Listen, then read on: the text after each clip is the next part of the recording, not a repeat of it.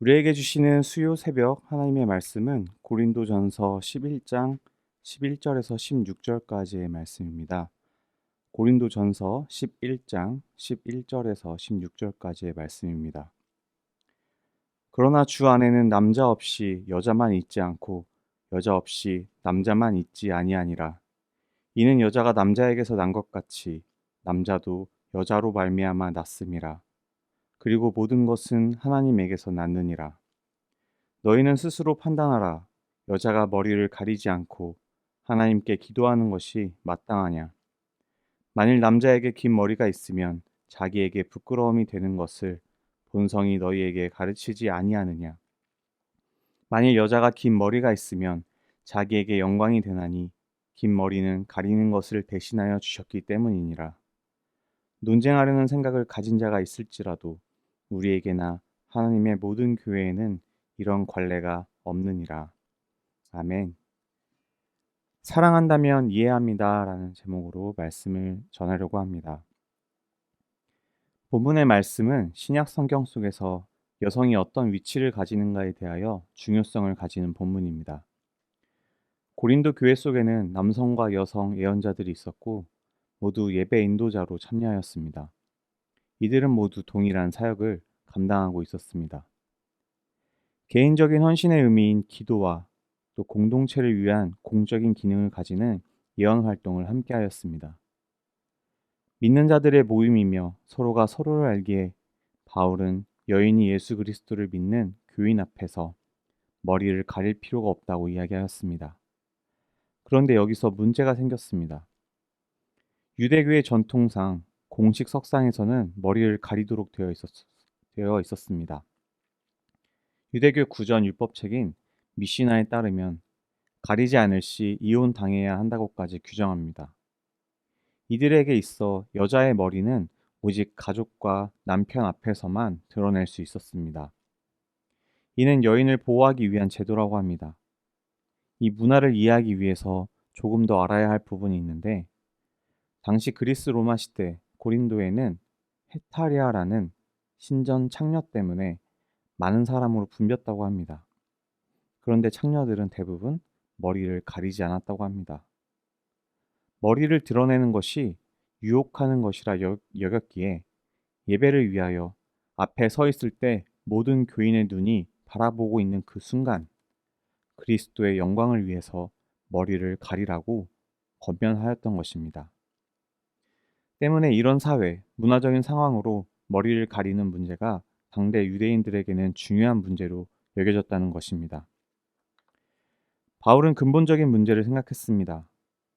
그리스도의 복음은 남자와 여자의 구분이 아닌 동등한 존재로 말합니다.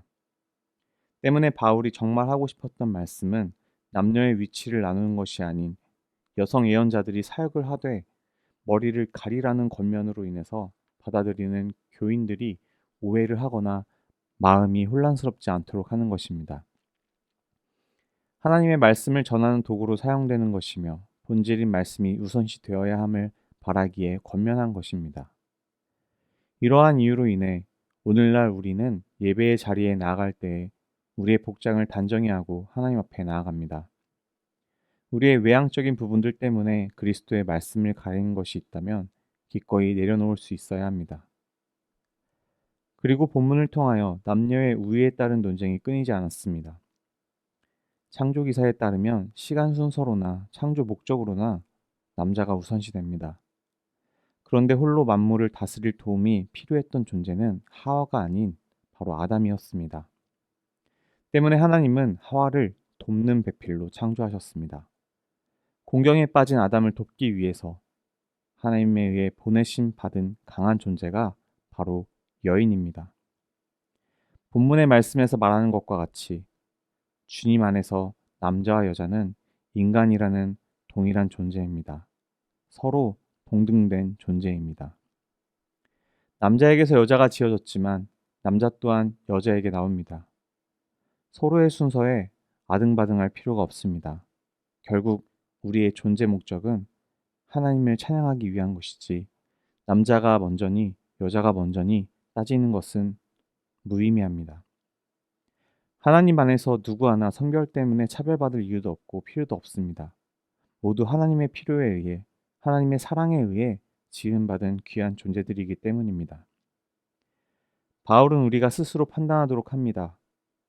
그리스도의 영광을 가리지 않는, 그리스도의 얼굴을 가리지 않는 모습이 과연 무엇일지 우리가 스스로 판단하여야 합니다.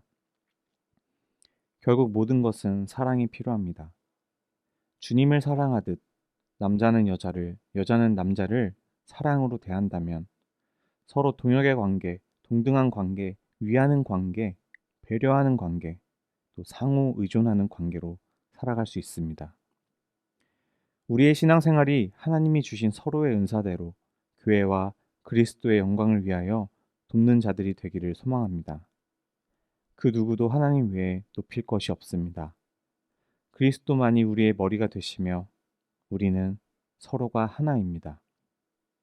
하나님을 사랑하고 이웃을 사랑하여 그리스도의 영광을 드러내는 사랑의 그리스도인들이 되시길 소망합니다. 기도하시겠습니다. 사랑이 많으신 하나님 아버지, 우리가 살아가면서 이 세상 가운데 정말 중요한 본질을 온전히 바라보며 우리가 비본질적인 것에 너무 목숨 걸지 않도록 도와주시옵소서. 온전한 그리스도의 복음만이 온 땅 가운데 드러나게 하시고 서로가 서로를 이해하고 하나님을 경외하며 하나님을 사랑하고 또 이웃을 사랑하며 한 몸을 이루는 그리스도와 함께 동행하는 그런 우리 그리스도인들이 될 수 있도록 매 순간 지켜주시옵소서. 모든 말씀 예수님의 이름으로 기도드렸습니다. 아멘. 우리 함께 기도 제목 보시면서 기도하시겠습니다. 먼저 오늘 주신 말씀을 붙잡고 온전히 그리스도만이 드러내는 삶의 모습이 되도록 함께 기도하시기 바랍니다. 그리고 담임 목사님 청빙을 위해서 주님의 은혜로 잘 진행되도록 함께 기도해 주셨으면 합니다. 또한 코로나19의 조속적인 종식과 교회와 모든 성도들의 안전을 위해서 다음으로 박모세 유덕희 선교사님의 사역과 가정을 위해 그리고 마지막으로 안창준 집사님 대장의 회복을 위해서 함께 기도 제목 보시면서 기도하시겠습니다.